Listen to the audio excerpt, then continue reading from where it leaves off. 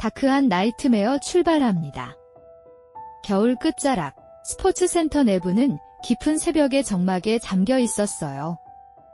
창문은 닫혀 있었지만 틈새로 스며드는 바람이 서늘하게 흐르며 실내를 파고들었죠. 방 안은 술자리의 흔적들로 가득했어요. 반쯤 비워진 병들이 굴러다니고 과자 봉지가 구겨져 바닥에 널려 있었어요. 민수는 매트 위에 누워 있었는데 처음엔 단순히 잠든 것처럼 보였지만 그 숨결은 이미 고요히 멈춰 있었어요. 도현은 멀찍이 서서 그 모습을 바라보며 무언가 말하지 못할 긴장 속에 서 있었죠. 희미한 불빛 아래에서 두 사람 사이의 공기는 싸늘하고 무겁게 가라앉아 있었어요. 아침이 밝자 도현은 마지못해 민수를 흔들어 깨우려 했어요. 그러나 아무 반응이 없자 순간 그의 눈빛이 흔들렸죠. 얼굴에 손을 대는 순간 차가운 감촉이 전해지며 등골이 서늘해졌어요. 민수의 피부는 얼음처럼 식어 있었고 입술은 갈라져 피가 말라붙어 있었어요. 도현은 황급히 주변을 살폈지만 방 안은 어젯밤의 흔적 그대로였어요. 뒤엉킨 의자와 쓰러진 컵, 그리고 쌓여있는 공기청정기의 윙윙거림까지. 민수의 몸은 생기를 잃은 채 차갑고 고독한 사체로 변해가고 있었어요. 도현의 손끝은 떨렸지만 그의 입술은 끝내 어떤 말도 내뱉지 못했죠. 민수의 차림은 더욱 의문을 불러일으켰어요. 상의만 걸친 채 하의와 양말은 자취를 감춘 듯 사라져 있었죠. 평소 추위를 유난히 타던 민수가 한겨울에 야른 차림으로 버텼을 리 없었어요. 그의 몸 곳곳에는 둔기에 맞은 듯한 선명한 멍들이 새겨져 있었어요. 손등에는 방어 흔적이 뚜렷했어요. 공격을 막으려 안간힘을 썼지만 무자비한 힘 앞에서 저항은 금세 꺾였던 거죠. 얼굴에는 보라빛이 짙게 번져 있었고 입술은 터져 말라붙은 핏자국으로 갈라져 있었어요. 침묵 속의 상처는 폭력의 그림자를 숨기지 못한 채 남아 있었죠. 도현은 경찰에 전화를 걸어 낯선 남자가 센터에 침입해 행패를 부리고 도망쳤다고 설명했어요. 하지만 그 말은 허공에 흩날리는 거짓이었죠. 센터의 CCTV는 다른 진실을 보여주고 있었어요. 새벽 시간, 화면 속에는 도현과 민수 두 사람만이 존재했어요. 가상의 인물은 어디에도 없었죠. 그러나 경찰은 도현의 말을 고지곳대로 믿고 떠났어요. 현장에는 이미 고통과 폭력의 흔적이 가득했는데 아무도 깊이 살펴보지 않았어요. 민수는 그대로 방치됐고 차가운 새벽은 진실을 가린 채 시간만 흘러갔어요. 그 순간 구원의 기회는 손쉽게 스쳐 지나가 버린 셈이었죠. 센터 한쪽 구석에는 아이들 체육 수업에 쓰이던 플라스틱 막대들이 어지럽게 흩어져 있었어요. 평소엔 단순히 스트레칭 도구일 뿐이었지만 누군가의 손에 쥐어진 순간 그것은 무기가 되었죠. 둥글고 긴 형태는 민수의 몸에 고통의 흔적을 새겼고 머리와 엉덩이를 가격한 자국이 선명히 남아 있었어요. 일부는 휘어져 있었고 일부는 감쪽같이 사라졌죠. 도현은 왜 청소기와 의자는 그대로 두고 유독 그 막대기만 치워 두었을까요? 은폐의 흔적은 진실을 감추려는 발버둥이었지만 동시에 범행의 스모킹건으로 남아 있었어요. 차가운 공기 속에 고요히 놓인 그 그림자는 결코 사라지지 않았죠. 민수의 몸에 남은 상처들은 하나하나가 비명을 대신하고 있었어요. 입술은 깊이 갈라져 있었고 얼굴 전체는 빈틈없이 멍이 번져 있었죠. 뒤통수와 허리, 그리고 엉덩이에는 마치 둔기에 수차례 내리친 듯한 흔적들이 고스란히 남아 있었어요. 방어하려 애쓴 손등에는 긁힌 자국과 타박 흔적이 겹겹이 쌓여 있었죠. 그 모든 자국은 단순한 싸움이 아니라 끊임없이 이어진 폭행의 기록이었어요.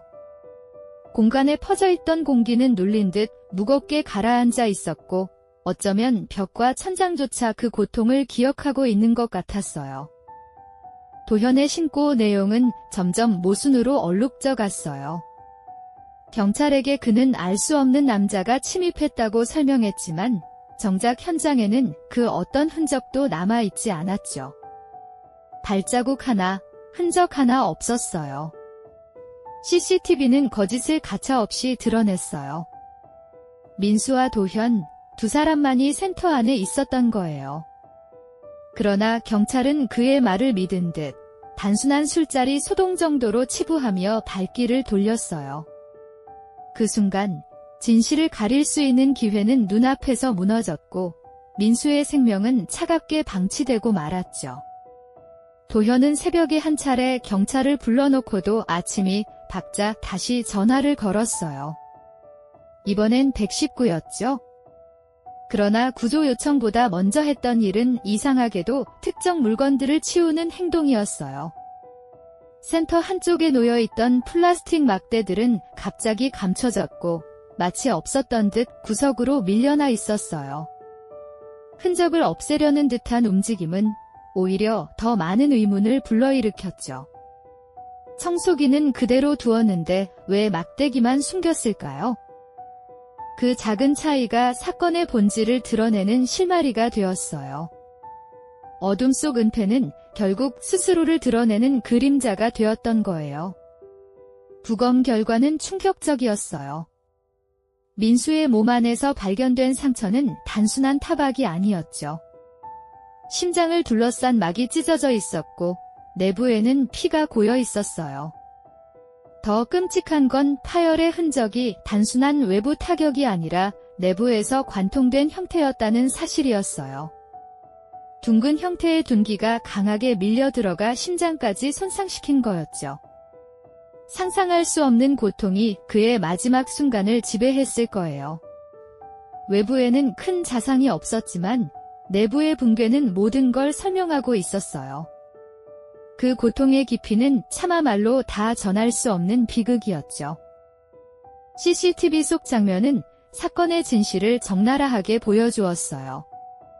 술자리가 끝난 후 두 사람은 센터로 돌아와 또다시 잔을 기울였어요. 처음에는 웃음과 대화가 오갔지만 곧 분위기는 급격히 변했죠. 도현은 과자 봉지를 던지며 민수에게 짜증을 드러냈고 이어 갑자기 자리에서 일어나 발길질을 가했어요. 그 순간 민수는 얼떨결에 몸을 피했지만 곧 이어진 팔로 목을 감는 동작에 몸이 구속되고 말았죠. 좁은 공간 안에서 들리는 숨소리와 의자의 마찰음, 그리고 둔탁한 충돌음은 그곳이 더 이상 평범한 공간이 아님을 말해주고 있었어요. 폭행은 단순한 분노 표출로 끝나지 않았어요. 30분이 넘는 시간 동안 도현은 민수를 가차없이 몰아붙였어요. 밀쳐지고 차이고 목이 졸리는 순간들이 끝없이 이어졌죠. 그 시간 동안 민수는 간신히 몸을 비틀며 숨을 찾으려 했지만 강하게 조여오는 팔과 둔탁한 충격 앞에서 저항은 점점 약해져 갔어요. 공간은 점차 어두워지고 바닥에 흩어진 물건들이 이리저리 부딪히며 더욱 혼란스러운 소리를 냈죠. 민수의 몸은 점차 무기력하게 처져갔고 고통은 끝내 끊어지지 않는 사슬처럼 이어졌어요. 도현은 플라스틱 막대와 청소기 봉까지 손에 쥐었어요. 가볍지만 단단한 그 도구는 민수의 몸을 끝없이 가격했죠. 머리, 어깨, 그리고 엉덩이, 수십 차례 내려친 흔적이 몸 곳곳에 파문처럼 번져 있었어요. 민수는 피하려 했지만 좁은 공간은 탈출을 허락하지 않았어요. 결국 그는 바닥에 눌린 채 무력하게 고통을 견뎌야 했죠. 둔탁한 소리가 반복될 때마다 공기는 더욱 무겁게 짓눌렸고 벽에 스친 그림자는 한층 더 길게 늘어졌어요. 그 순간 공간 전체가 폭력의 공범이 되어가는 듯 했어요. 폭행은 끝내 더 끔찍한 방식으로 이어졌어요. 도현은 민수의 옷을 벗겨냈고 차디찬 공기가 피부에 그대로 닿았죠. 그리고는 플라스틱 막대를 항문 쪽으로 강하게 밀어넣었어요. 상상을 초월하는 고통이 민수의 몸을 가로질렀고 내부 장기는 무자비하게 파열됐어요. 몇 차례 반복된 그 행위는 단순한 폭행이 아니라 철저히 모멸을 주기 위한 가혹한 통제였죠. 민수의 몸은 더 이상 저항할 힘조차 없었고 그 차가운 바닥 위에서 끝내 참혹한 고통을 삼켜야만 했어요. 공간은 숨조차 멎은 듯 정적만 울려 퍼지고 있었죠. 도현은 범행 직후에도 스스로를 감추려 애썼어요. 막대를 현관 쪽으로 던져버리고 민수의 몸을 억지로 돌려 눕혔죠. 마치 평범하게 잠든 사람처럼 위장하려는 몸부림이었어요. 그러나 그 어설픈 연극은 곧 무너졌죠. CCTV는 모든 과정을 기록하고 있었고 지워지지 않는 증거가 되어 남아 있었어요. 민수의 고통은 카메라 속 프레임에 고스란히 새겨졌고 그 순간조차 도현은 자신의 흔적을 지우는 데만 몰두했어요. 그러나 그 어둠의 흔적은 결코 사라질 수 없었어요. 진실은 결국 빛을 향해 나아가는 법이었죠. 사건 당일, 경찰은 현장을 2차례나 찾았지만 아무 조치도 하지 않았어요. 첫 번째 출동 때는 술에 취해 자고 있는 줄 알고 떠났고, 두 번째는 관할 문제가 이유였어요. 현장에는 휘어진 청소기, 부러진 막대기, 쓰러진 가구들이 그대로 남아 있었지만 그들은 깊이 살피지 않았어요. 민수는 여전히 바닥에 쓰러져 있었고 차갑게 굳어가고 있었죠. 만약 그때 조금만 더 주의 깊게 살폈다면 아직 숨이 붙어 있을 때 구조할 수 있었을지 몰라요. 그러나 기회는 무심히 흘러가 버렸고 구원의 빛은 끝내 닿지 못했어요. 민수의 마지막 순간을 함께한 건 차가운 바닥과 무심히 흘러가는 새벽 공기뿐이었어요. 그의 몸은 고통 속에서 뒤틀렸고 방 안의 공기는 더욱 눅눅하게 가라앉았죠. 그러나 그 시간에도 도현은 무언가를 꾸며내려는 듯 CCTV 앞에서 행동을 정리했어요. 흔적을 지우려는 손짓은 서툴렀고 오히려 긴장과 두려움이 고스란히 묻어나 있었죠. 조용히 떨리던 그의 숨결은 방 안에 메아리쳤고 그 울림은 곧 범행의 잔혹함을 증명하는 증거로 남게 되었어요. 아무리 감추려 해도 시간은 모든 진실을 기록하고 있었어요. 그날 밤 경찰은 현장에 도착했지만 제대로 확인하지 않았어요. 민수는 분명 치명적인 상태였는데도 술에 취해 잠든 것으로 단정하고 돌아섰죠. 좁은 공간에 흩어진 흔적들은 눈에 띄게 어수선했지만 그들은 아무런 의심도 품지 않았어요. 오히려 도현의 말을 곧이곧대로 받아들이며 대화를 나눌 뿐이었죠. 조금만 더 살폈더라면, 맥박을 확인했더라면 민수는 여전히 숨을 쉴 수 있었을지 몰라요. 그러나 그 무심한 순간은 모든 희망을 끊어냈고 고통의 끝을 고착시켜버렸어요. 민수의 누나는 전화를 받았을 때 보이스피싱이라 생각했어요. 하지만 경찰이 직접 말했다는 사실을 알게 되자 숨이 막히는 듯 했죠. 현장에 도착했을 때 건네받은 건 차갑게 식은 동생의 옷가지뿐이었어요. 바지와 속옷, 양말까지 사라진 모습은 도저히 이해할 수 없었죠. 평소 추위를 많이 타던 민수가 그렇게 차림을 하고 있었다는 건 더더욱 납득이 가지 않았어요. 그녀는 눈앞의 현실을 믿고 싶지 않았고 심장이 쥐어짜이듯 무너져 내렸죠. 그 순간 가족의 삶도 함께 금이 가고 있음을 아무도 막을 수 없었어요. 부검의 목소리는 차갑고 단호했어요. 외부의 상처보다 내부 장기에 파열이 쌓인을 설명해 준다고 했죠. 둥글고 단단한 도구가 강하게 밀려 들어가 심장을 파괴했다는 결과는 모두를 충격에 빠뜨렸어요. 단순한 폭행을 넘어선 행위, 모멸과 고통을 의도적으로 가한 잔혹한 통제였죠. 민수가 느꼈을 고통은 단순한 상상을 초월했어요. 숨이 막히고 온몸이 찢겨나가는 듯한 절망이 끝까지 이어졌을 거예요. 남겨진 상처들은 목소리를 잃은 대신 고통의 기록으로 남아 진실을 전하고 있었죠. 사건이 알려지자 도현은 고개를 숙인 채 경찰서 문을 나섰어요.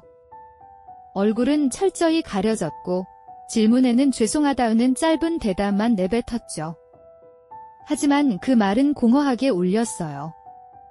민수와의 관계를 두고 그는 친구이자 파트너였다고 강조했지만 그 말은 아이러니컬하게도 더 깊은 배신감을 남겼어요. 필요하고 소중하다던 사람을 스스로 무너뜨린 그의 행동은 도저히 이해할 수 없는 모순이었죠. 죄책감보다는 스스로를 가리려는 모습만이 남아있었고 그것은 또 다른 공허한 그림자를 드리우고 있었어요. 사건의 원인을 두고 많은 추측이 이어졌어요. 단순한 술자리 다툼이라고 보기엔 너무나 극단적인 폭력이었죠. 전문가들은 도현이 충동을 조절하지 못하고 작은 갈등조차 극단으로 해석하는 성향이 있었다고 분석했어요. 스스로 중간이 없다고 말했던 그의 성격은 결국 파국으로 이어진 거예요. 민수가 교육자로서 아이들을 진심으로 대하던 태도와 도현이 단순히 사업을 중시하던 시선은 충돌할 수밖에 없었죠. 그러나 차이를 풀어야 할 자리에 그는 오히려 힘으로 누르려 했어요. 그 순간 선택된 건 대화가 아니라 폭력이었죠. 시간이 흐르면서 드러난 CCTV 영상은 도현의 심리를 여실히 보여줬어요. 민수가 뒤에서 장난스럽게 다가온 순간조차 그는 불쾌하게 받아들였죠. 작은 몸짓 하나하나가 불씨가 되었고 분노는 돌이킬 수 없이 폭발했어요. 발로 밀치고 목을 조르고 바닥에 짓누르는 행동은 단순한 충동이 아니었어요. 피해자를 통제하고 복종시키려는 욕망이 배어 있었죠. 카메라에 기록된 장면은 그 모든 과정을 담담하게 드러냈고 폭력의 리듬은 숨소리와 부딪히는 소리로 잔혹하게 이어졌어요. 결국 민수는 완전히 제압당하고 말았어요. 가족들은 여전히 충격 속에 남겨졌어요. 누나는 동생이 늘 자신을 데리러 와주던 기억을 떠올리며 눈물을 삼켰어요. 아버지 대신 가장 노릇을 하던 민수, 조카에게는 언제나 든든한 형이었던 민수. 그 모든 기억이 더는 이어지지 않는다는 사실은 참을 수 없는 슬픔이었죠. 그의 꿈은 자기 이름을 건 스포츠 센터를 만드는 것이었어요. 성실하게 땀 흘리며 쌓아온 시간들이 허망하게 끊겨버린 거예요. 가족의 목소리는 끝내 떨렸고 눈물은 흘러내리며 공간을 적셨죠. 법정은 냉정했어요. 도현의 변명은 받아들여지지 않았고 심신미약 주장은 인정되지 않았어요. 재판부는 오히려 술에 취해 있었다는 사실을 가볍게 보지 않았죠. 그의 행위는 분명히 인식된 상태에서 저질러진 잔혹한 폭력이었어요. 판결은 무겁게 내려졌고 도현은 긴 세월을 감당해야 했어요. 그러나 남겨진 가족의 상처는 어떤 형량으로도 치유되지 않았죠. 법정의 선고는 단지 끝이 아니라 슬픔의 또 다른 시작을 알리고 있었어요. 차가운 목소리는 진실을 기록했지만 위로는 끝내 되지 못했어요. 사건 이후 경찰의 초동 대응은 거센 비판을 받았어요. 6명이나 출동했지만 아무도 민수의 상태를 제대로 확인하지 않았어요. 구부러진 청소기, 부러진 막대기, 어수선한 공간이 있었지만 그들은 눈을 감은 듯 지나쳤죠. 유족들은 손해배상 소송을 걸었지만 받아들여지지 않았어요. 결국 남은 건 무능한 대응에 대한 깊은 분노와 돌이킬 수 없는 상실뿐이었어요. 민수의 삶은 거기서 멈췄지만 그 기록은 지워지지 않을 거예요. 그날의 어둠은 경고처럼 남아 다시는 반복되지 말아야 할 그림자로 새겨졌죠. 오늘의 다크한 나이트메어는 여기까지입니다. 끝까지 청취해주셔서 감사합니다. 구독과 좋아요로 힘을 보태주시면 큰 응원이 될 거예요.